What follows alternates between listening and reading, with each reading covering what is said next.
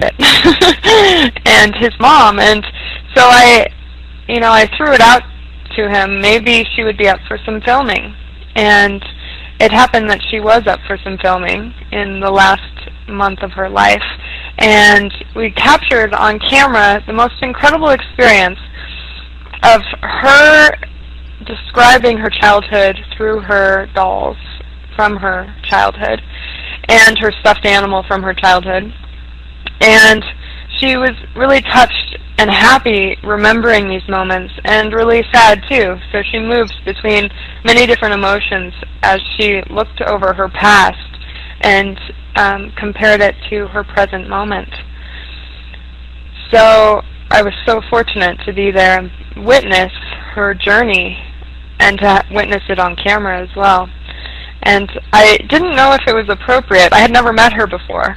So before I got there, I went to Grand Rapids and I picked up a stuffed animal. And Micah said she had a connection with bears and the desert. And so I figured something more Native American feeling would feel good to her. So I walked around Grand Rapids and I started kind of looking at the different animals. And none of them popped out at me. And I picked one up and it was close and I was like, no, it's not quite right. And after about 10 minutes, I looked lower down on a shelf and a little further back, and there was the perfect bear. And I asked the bear, are you supposed to go meet Judy? And it said, yes, for sure. It needed to meet Judy.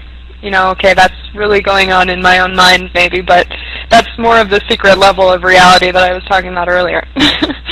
So I bought the bear and I wrapped it up and I brought it over. And I didn't even know if we would have been filming that day because she was sick, we didn't know what would happen. And as she opened up and this experience was unfolding in front of the camera, it was obviously the appropriate time to bring in my small bag of stuffed animals and this bear that I had bought for her.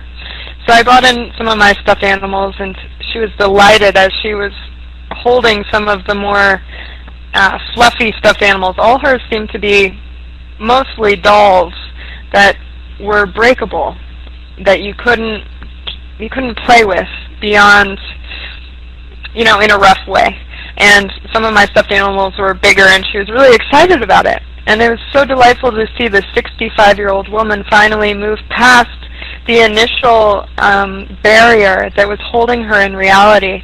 And that barrier was saying something along the lines of, I left all this behind when I was 9 years old, and I don't want to go there. But she broke that down throughout the interview, and by the end, she was fully living in that realm, in that fantasy realm. And she unwrapped the bear and started holding it and hugging it and smiling and talking to it.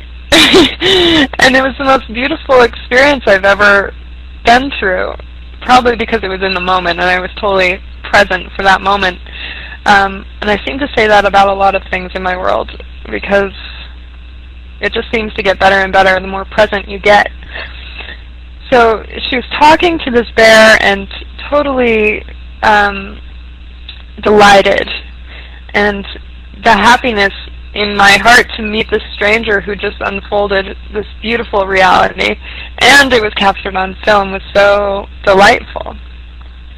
So Mike and I continued to talk about some of the projects that we're working on in the documentary and what it looks like on the bigger scale, and we started shooting on some green screen with all these different peripheral beings, and realized what a huge project we have in front of us. So for any of the listeners out there, if you're interested in playing with us in some way, being on green screen and talking about your own personal stuffed animals, or picking one out of the big treasure chest that we're creating of stuffed animals, and exploring some part of reality with them, with us, on film, please feel free to email me and let me know. You can email me at asiacertified Asia at asiacertified.com.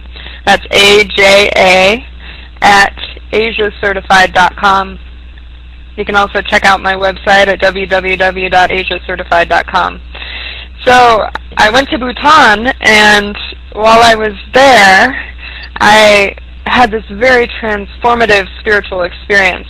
I'll go a little bit more into that, but I want to just finish the story about Micah and his mother. While I was in Buton, I was having, like I said, I was having these deep spiritual experiences, and so I felt like I entered into a more inner or secret realm of reality. Every experience was really colorful. It felt like I was home. I had nowhere else to go, nothing else to do except to be there. And I felt like I was really present and able to, the possibility of seeing my own habits in that environment when you're really present was delightful too. And the self-reflection that is possible by realizing your habitual patterns is even more exciting. So,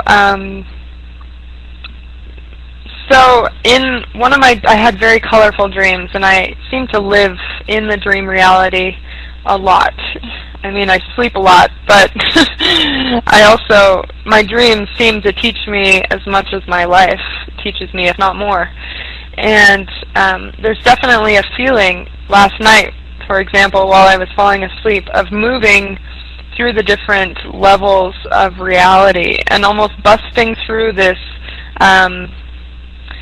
this consciousness, this social consciousness that we have, and it's almost like an ego or of the whole world, of everyone in the whole world. And so it's all these different voices and these thoughts and these patterns and expressions. And so as I was falling asleep, I felt like I literally moved through this sort of cloud of experience or collective consciousness or collective karma.